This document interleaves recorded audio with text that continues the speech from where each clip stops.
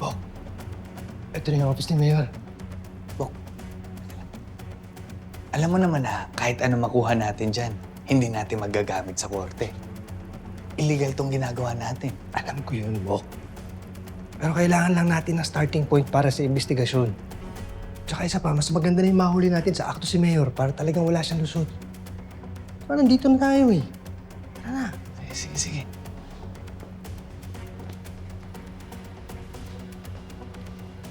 Buksan mo na. Lookout ako.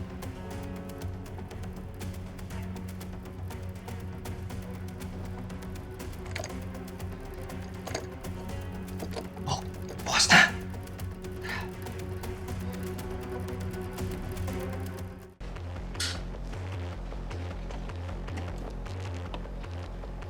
Bok, saan tayo magsisimula maghanap dito? Sandali. Kung ako yung kurap, saan ko ba pwedeng itago yung mga kalokohan ko? Yung ako lang yung pwedeng may access. Subukan mo maghanap dyan, Bok. Sige.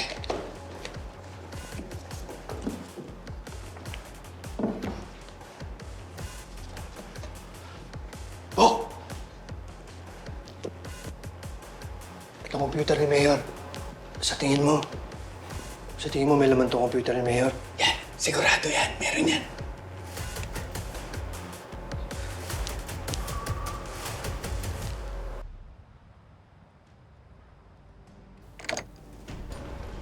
May tao!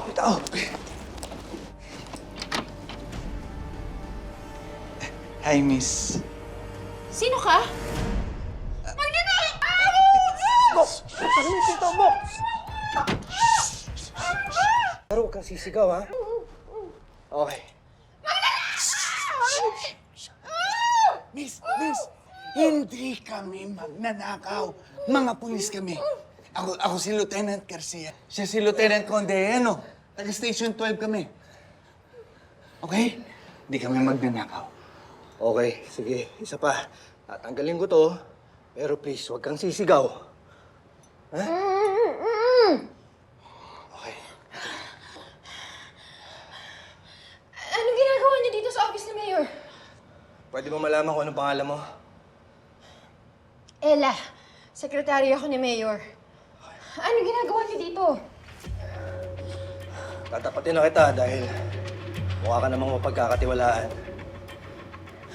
Iniimbestigahan namin si Mayor. Para saan? Malawak ang korupsyon dito sa Calabari. Meron ka bang alam tungkol sa mga kalokohan ni Mayor? Wala akong alam dyan. Nakikiusap ako sa Ella. Walang pwedeng makaalam na nandito kami. Lalong-lalo na, hindi pwedeng malaman ni Mayor na iniimbestigahan namin siya.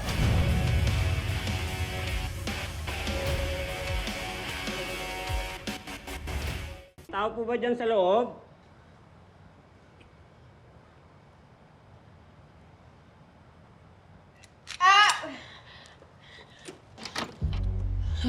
Kuya, O, kayo pala, Mamila. Magandang gabi po. magandang gabi. Kayo po ba yung sumisigaw? Oo. May nakita kasi akong ibis eh. Nagulat lang ako. Gabi na, ma'am. Kayo na lang natitirang empleyado rito sa munisipyo. Oo, may pinapatapos pa kasi si Mayor. Pero uuwi na rin ako. Sige, salamat. Salamat po.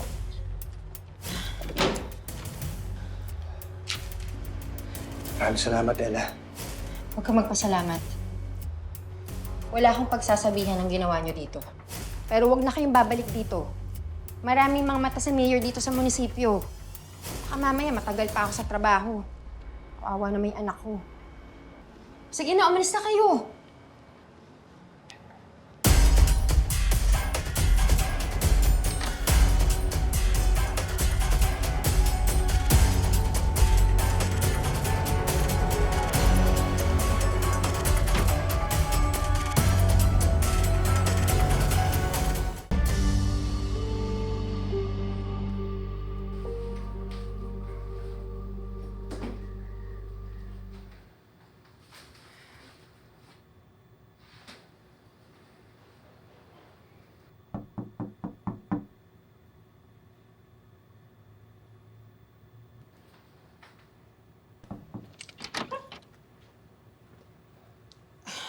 Lieutenant Conde, anong ginagawa mo dito? Nandito ako para kausapin ka at hingin yung tulong mo. Pwede ba ayoko madamay? Ayaw mong madamay dahil sa anak mo?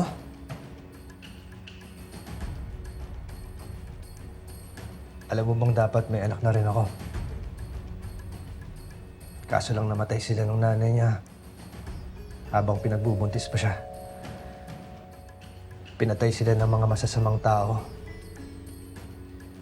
Mga taong katulad ni Mayor Glenn, Ella. Alam kong mapanganib yung hinihingi ko sa'yo. Pero pinapangako ko na walang mangyayaring masama sa'yo at sa anak mo. Konting tulong lang, Ella. Para sa kinabukasan ng Kalabari. Para sa kinabukasan ng anak mo.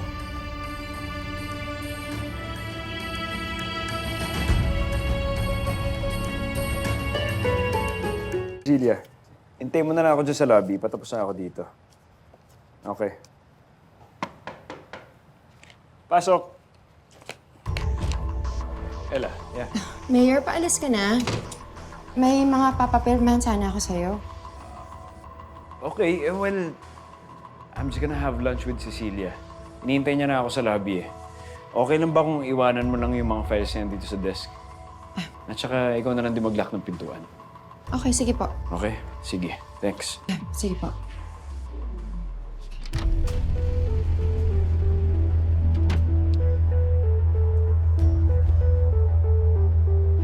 Paalis na si Mayor.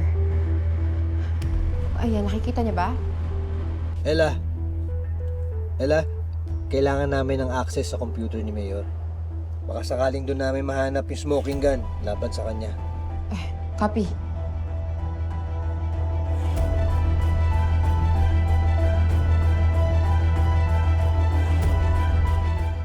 May password. Paano to? Sandali. Ikaw yung sekretary ni Mayor eh. Hindi mo alam yung password niya? Hindi naman siya nagsishare ng password sa akin eh. Siyempre, personal na gamit niya to.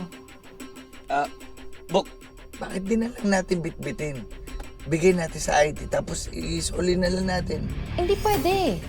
Pag bumalik dito si Mayor at nakita niyang wala yung laptop niya, ako yung mapagbibintangan. Hindi, sige. Ganito na lang. Hulaan na lang natin. Usually yung mga ganyan, 10 tries bago mag-lock. Ako, meron ako. Feeling ko kasi narcissist to si Mayor. So, i-type mo. Mayor Glenn.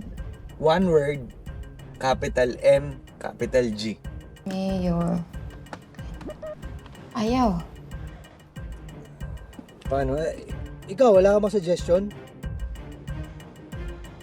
Pwede yung last name niya. Guerrero. Sige, subukan mo yan. Guerrero. Ayaw din. Hindi, ganito. Minsan yung iba, hindi nila pinapalitan yung password eh. Ginagamit lang yung default. Kaya ngayon naman, subukan mo. 1, 2, 3, 4, 5, 6, 7, 8.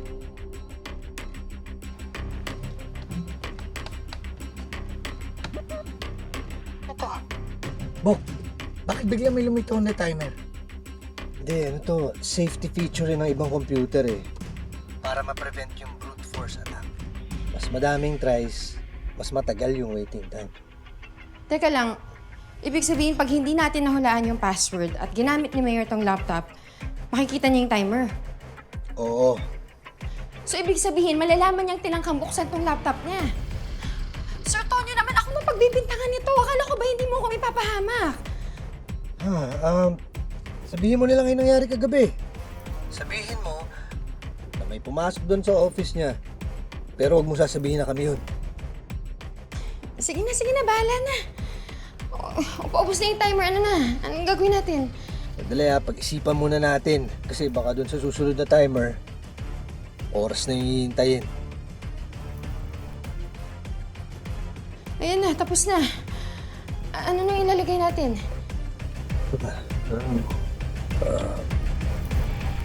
Kanina umalis si Mayor. Saan ba siya pumunta? May lunch date sila ni Doc Cecilia. Yun yung password. Anong password doon sa sinabi ni Ella?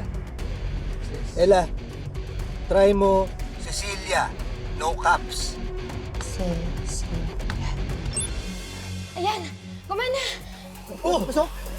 Sabi na naman. Pasok.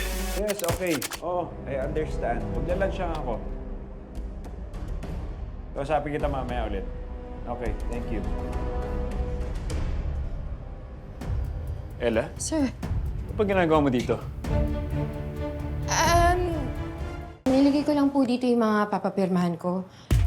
Kayo po, bakit po kayo bumalik? Naiwanan ko yata yung wallet ko eh. Nakita mo ba? Wallet? Ay, sir, ito. Yan, iwan niyo. Ayan, buti. Buti, dito ko lang naiiwan. Are you done? Ayan na ba yung files na papapirmahan mo sa akin? Opo, naiwan ko na po lahat. Okay na po. Sige. Tara, alis na tayo. Ako na maglalak ng pintuan.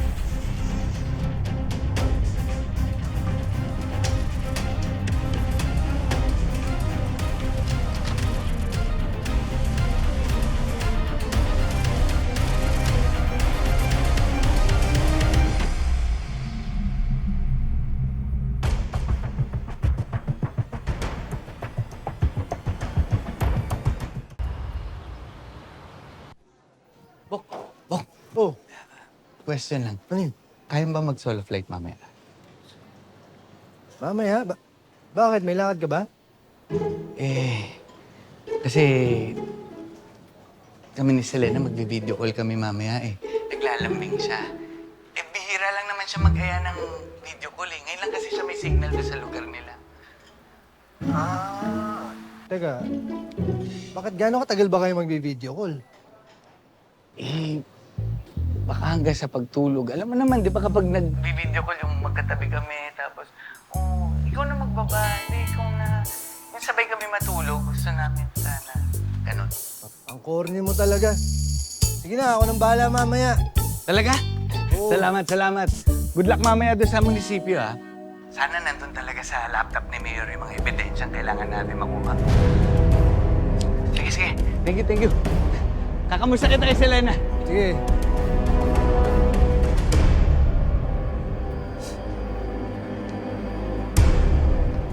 Kailangan makarating agad kay Mayor to. Everything mo. The moment na umamin ka kay Faye, that's the end of it. Okay. Nasa labas na ako ng Kalabari ngayon. I'll talk to you when I get back.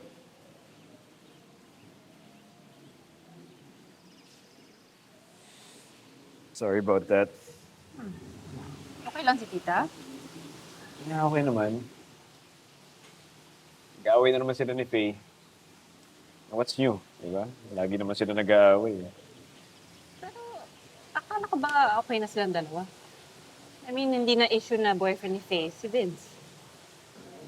Iba naman yung pinagawayan nila. Pero anyway, tara. Order na tayo.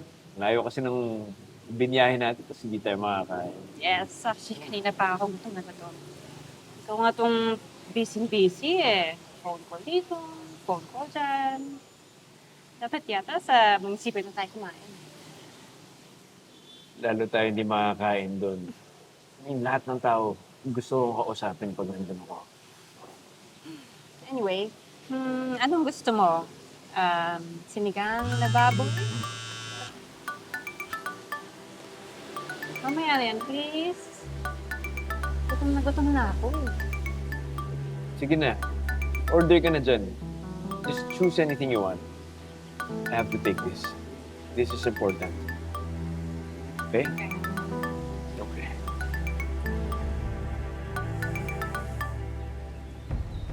Hello. Hindi ba sinabi ko sa'yo? Ako ang tatawag sa'yo, not the other way around. Pasensya na, Mayor. Emergency lang. Sabit tayo. Ano nangyari? Yung Station 12, nagpaplano. Kukunin nila yung laptop mo sa munisipyo mamayang gabi. Nasa labas ako ng Kalabari niyan. Baka nabuksan na nila yung laptop ko bago ako makabalik doon, ha? Ipakuha mo na sa sekretarya mo. Unahan mo na sila. No. Ayokong ipagkatiwala sa ibang tao ang gamit ko. baka mamaya nagtatrabaho para sa pulis yung mga yan. At saka hindi lang yung laptop ko, pati yung mga files at documents ko. Importante yun, hindi pwedeng makuha ng mga pulis yun. Anong gusto mong gawin namin, Mayor?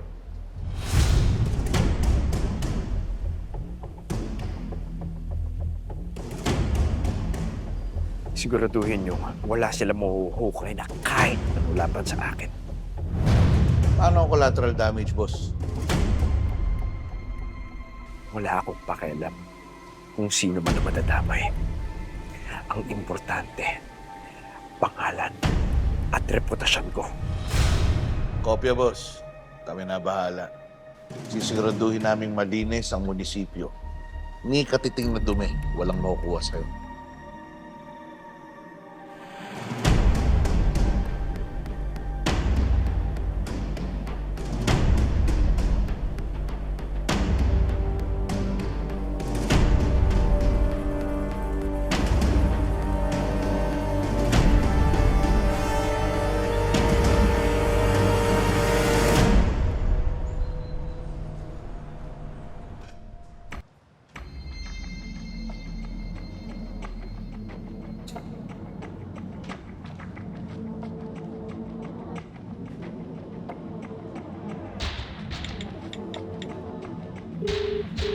Hello?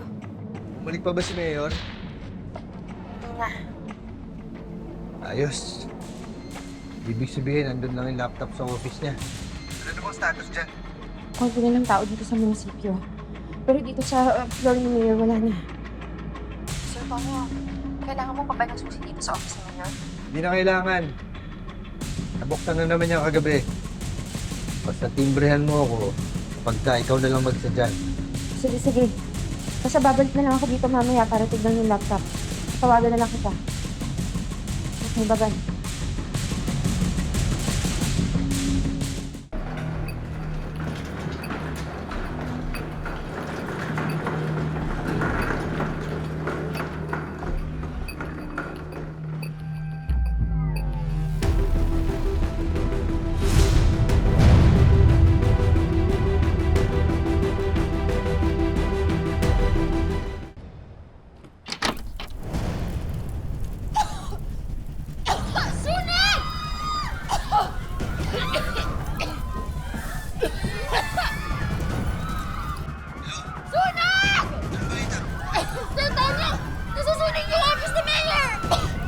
Ella, umalis ka na dyan ngayon na.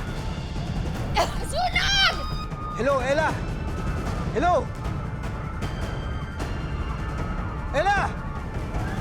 Hello, Mar. Abdul. Nandito lang ako sa munisipyo, ha? Uwi rin ako agad. Kakausapin ko lang si Mayor kung matutulungan niya pa rin ako sa pagpapakulong ng nanay niya. O sige, balitaan ko kayo.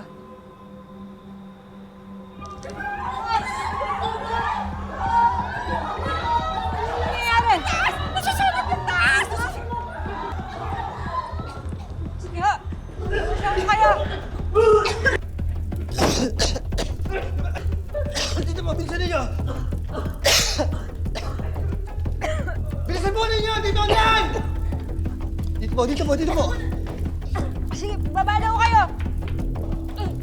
Tonyo! Papi, anong ginagawa mo dito? Mayor, gawa na namin ng paraan. Auto-cleaning na. Deep cleansing pa. Para masigurado. Auto-clinic. Glenn? Kailangan natin bumalik ng Kalabari. Bakit? Ano nangyari? Tingnan mo, ang munisipyo. Nasusunog.